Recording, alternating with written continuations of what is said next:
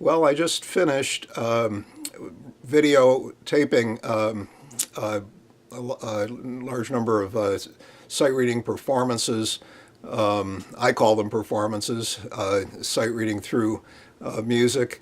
And it occurred to me that sight reading is a important skill that can be honed. Some people are naturally better, perhaps, than others at it. It doesn't matter what instrument we're talking about. I play guitar, and I've played piano some, and some saxophone, several different instruments, which since I'm on that subject, I'll immediately bring up the issue of cross-training. Probably better to play multiple instruments, just like there's some advantage to knowing multiple languages, or if you do cardiovascular exercise, perhaps you want to be a biker and a swimmer and work on a triathlon, because each thing you do has crossover components. You can do wind sprints. There's a lot of things. And in the world of sight reading music, the argument would be you want to work on some Baroque music, Renaissance, Italian classical, maybe branch out into jazz. Julian Bream would be a typical example. You might end up being a Bernstein or a Gershwin or something like that. If you're into composition, you might want to experiment in different areas. So cross-training is the essential concept there. But that's a distraction from what I wanted to focus on here. Sight reading is an important skill. The question first is why you might want to do that. Learn how to sight read well. Yes, you can get better at it. There's no question that's the case. The why is a little bit complex. We're talking about the early part of the learning curve. You will be making mistakes, and you have to sort of forgive yourself for those. As you get better at it, you'll make less mistakes. I have found, I put my instruments in the closet for 10 years. There's a mistake for you. But it's a little bit like a bicycle. You come back fast, or so it seems. And in that 10-year period, I gained a little bit of musical sensibility from listening, I think helps. So you don't just have to play to learn. The more adept you get at certain kinds of music, the better you are at sight reading them. But learning a lot of music is a good thing, exposure to it, and playing a lot. But you can't learn everything that's out there. They're vast, if you're a pianist, there's a vast amount of music out there. And so unless you learn to sight read well, you're not going to be able to explore that.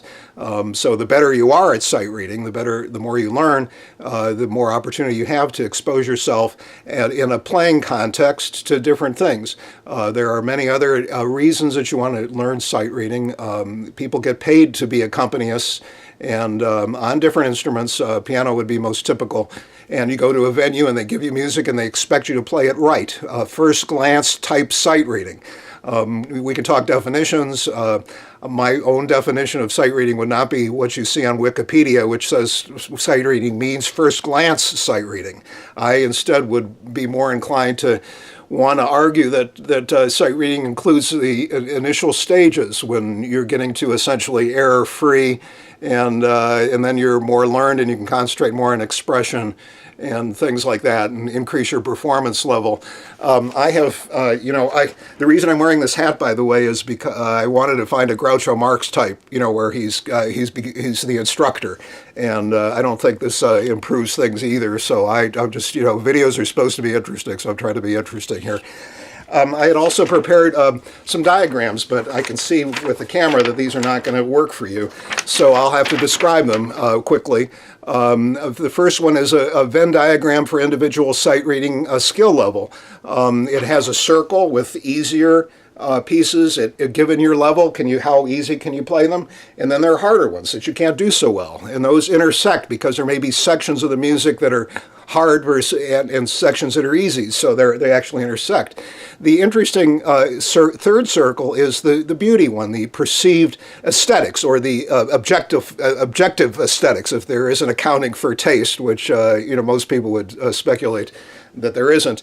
But that intersects too with the easy and the hard. There are easy pieces that are aesthetically great, and whatever your skill level at sight reading, there are pieces that you can play that are very beautiful. Now, accomplished musicians tend to gravitate toward the harder and harder, because they show off their technical skills, and that's wonderful too. But you're missing the aesthetics of beauty in some of the pieces that are quite simple. So it's just food for thought in that context. Now, the other page, the flip side, is my little from my spillover from my economics classes I took years ago. And on the one axis, the y-axis, you have the performance level. You get better as you play more. So there's at the bottom is first glance sight reading, and going up all the way to the well played level, and going up all the way to the pro level. But on the x-axis, you have practice time. So the first glance sight reader, if that's how you define sight reading as first glance, that's at the very beginning, and you haven't seen the music before. So and then you go up as you practice more. Your level gets better. So you go down the x-axis of time, practice time, you get better at it. And at the beginning, you have increased marginal utility, which means for each unit of time, your performance on it is going up very fast. You're in an exciting time where you can explore and learn new music and even add expression. Some people say you don't want to be adding expression at the time you're sight reading, but that I tend not to think that way. Then you get to an inflection point. This is the point on the graph where you have diminishing returns. You have to put a lot of practice time into increasing your quality level just slightly. So, you want to get to that pro level for those people that are professionals. Some people are satisfied at a well-played level. Some people are satisfied just, being around the campfire. So it depends on where you're at. And this diminishing returns phase lasts a long time for many people. There are rare musicians, perhaps Rubinstein, who can sit down and play the piece as perfect as possible first time through, especially an easier piece, although I to put any qualification on Rubinstein's a little scary. But let's talk about Segovia. He would spend 40 years learning a piece on guitar. Talk about practice time. And since we're at that stage, I might as well bring up the issue of the tail. In some economics curves, yes, you have the diminishing returns, but you get to the point where it drops. If you play too much, you suddenly become wooden and boring and robotic, and you lose your expression because you're asleep at the wheel. Now, Segovia would scoff at the idea. Of 40 years, you'd think that's enough practice time, and it's not going to get any better. And is it going to get worse? Well, people would argue that. In the context of Segovia, I would say he could be asleep at the wheel and still be expressively perfect. So, it all depends on point of view. But for the most part, I'm back in the world of sight reading. It's a wonderful time. You can make some mistakes. There are wonderful advantages of watching people sight read, of learning how to sight read well, learning it better. And so I'm trying to motivate. Motivation is one of the reasons to watch people sight reading. You say, wow, if I learned to read music at a certain level, I can get through it and get motivated. So one of the reasons that I put I'm putting videos on of my sight reading is to show people, that's worth doing. It gives me an opportunity to explore music, motivate. Let me talk about other aspects of how to sight read. One thing you want to be sure to do is do ensemble work. That means play with other people, because there is an emotional drive state involved with having other people around expecting you to do things, and they want you to do them well.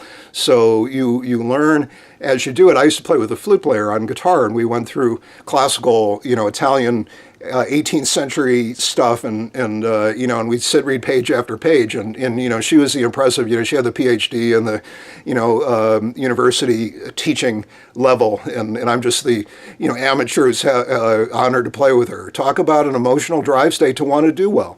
Well, that emotional drive state teaches you that sight reading. One thing you learn is to you make a mistake, you just move on. You don't say, okay, time to stop and start over. That's not what they want to do. They're busy, playing perfect flute stuff or whatever, and you want to keep going. So you have to forgive yourself for making a mistake. Errors are part of life, and especially first time through. So, and you get better at it. You make fewer errors. So sight reading is learning sight reading has great advantages.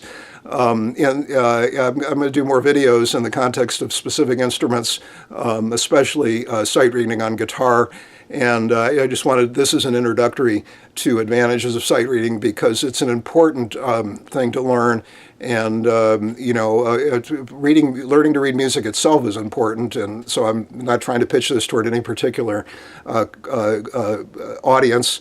But the point I'm making is once you get to the point of learning to read music, you want to get better at it. And so hopefully what I'm saying here is helpful to people. And please watch a video of my sight reading through music, and you'll see the level that I'm at. And hopefully, you're there too, or you're better or not as good. But maybe I'm helping you think about what value there is in the sight reading concept. So that's all I'm going to say for now. Thanks. Bye.